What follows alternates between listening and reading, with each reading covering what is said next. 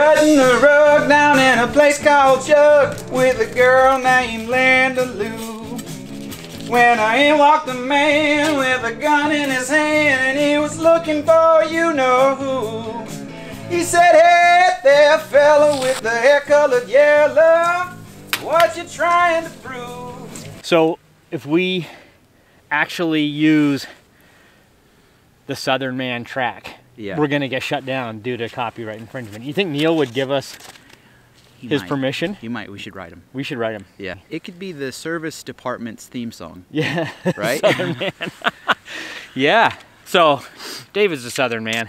It's true. As you can tell by watching him ski. Yeah. He's our service manager at West Hill, and he is a savant when it comes to bikes and bike mechanics. He's got an encyclopedic brain.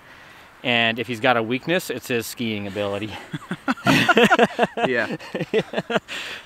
We brought him out here today to try some skate skis, and specifically to try these Atomic Redster S9 skis. We wanted to see if these things held the key to skating for David, who is a relative beginner. Yes. They didn't. Yeah. Let's talk a little bit about what the ski is and what it's not. Sure. What it's intended to be, what it's not intended to be. This is a top-of-the-line ski in terms of its materials and its price point. I believe that our rep told us this is a $700 ski. So it's a high price point, not a World Cup premium price point, but in terms of the build and the quality, this is a top-level ski. Base material, core, construction, all top end. However, it is pointed firmly at performance recreation, accessibility, stability, edge control, all of these things. The concept is that it comes in one length and one length only, 183 centimeters. It skis a little longer than 183 in most. I would say it feels about like a 187 more in terms of the contact area and the way it skis. It's very lightweight. The base is really good. The grind is outstanding. The factory structure is a really unobjectionable fine linear structure that will run really just with a great deal of versatility, and we wouldn't have to touch it out of the box. The ski's got quite a lot of side cut, and what side cut does for you is lengthen your edge contact on edge and really help you engage the edge. A lot of companies have played with side cut over time, and this is the source of what I like least about this ski, and that is that when I'm on edge, pressuring the edge, the ski carves back toward the fall line. Right. And it's like changing gears. It's like getting into a pedal stroke and having it just get harder the more you go. What I want, in fact, is to lighten it and allow me out of the push, if you will. Right. It tends to capture me in the push and load up. And it gets muscularly hard unless what I do is I kind of stand flat ski and whack, just push hard right from the start. So it's a ski to be kind of wailed on. It's a ski for, it doesn't open up skating for a beginner. You still got to learn the sport as it transpires. It's not a World Cup race ski. Having said that, the rumor is that Simon Hegstad Kruger, Atomic's top Norwegian guy, won the Davos World Cup back in December on this model. Wow. That's what they're saying. These exact skis. No, not this pair. No, but this model, which I can believe a single skier on a single day, but let's be clear, this isn't going to change race fleets for World Cup skiers. Right. This is not a World Cup ski. This is a performance recreation ski. We also had Jim and Donnie, former owners of the shop, and really enthusiastic skiers, try this ski out. They both found it really easy to get along with. Donnie in particular felt like it was just a ski she could relax on because the edge is there when she wants it. What I notice is that you have to really put it on edge. Right.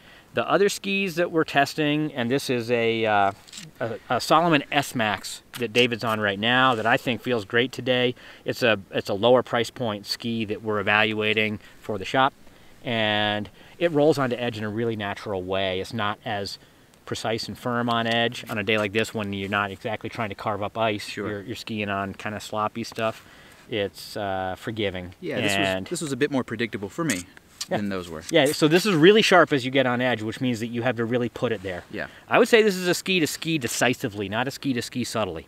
It's not a ski that you're going to like feather along with. Right. If you're a fitness skier who wants something to wail on in any conditions and just go out and get your get your exercise, Right, get your right. yayas, rage, feel like a World Cup star on a super light, really stable, really accessible ski Right. for an athletic skier. Mm-hmm.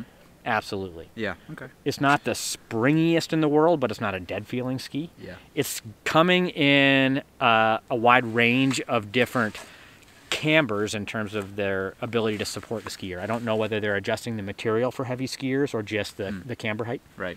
But one length only for all skiers is interesting. Well, it's nice for a shop in terms of the number of skis you have to carry. How many of those cambers will be available, or profiles, or stiffness, whatever?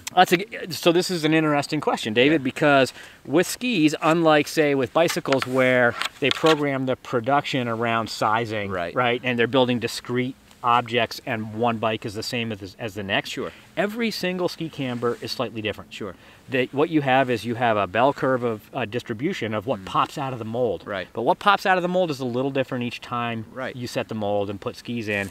And so they're programming the high point of the bell curve, and they're also programming the distribution of what's going to come out by using, by selecting materials. Right. So it's really a continuum that we're working with in terms of camber heights and dynamic responses. Right. It's a lot more like dealing with sag on a mountain bike than it is dealing with geometry on a mountain bike. So it becomes really dynamic and personalized. That makes a lot of sense. That's why we make such a killer living on cross-country skis. Well, there's just a ton of value to be added in interpreting the cambers. You know those dynamics. We do, yeah, we know them well. It's not my favorite for the simple reason that I'm not a powerful skier. I got a bad leg. I need to be able to carve the edge with subtlety, and I don't like being pushed inside the V. The V goes like this, and this ski pushes me here, and I want to go like that. I want it to open and free, so that I can really sort of ski light and active. Sure. And this is a ski for a power skier, I think.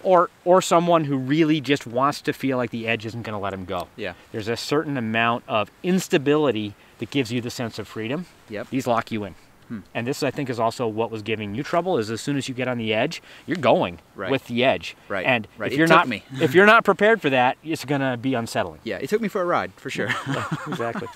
I'd like to try them again on a day with different conditions. Yeah, maybe with more predictable, easier to ski snow. But today, those are my thoughts. Yeah. No, that's great.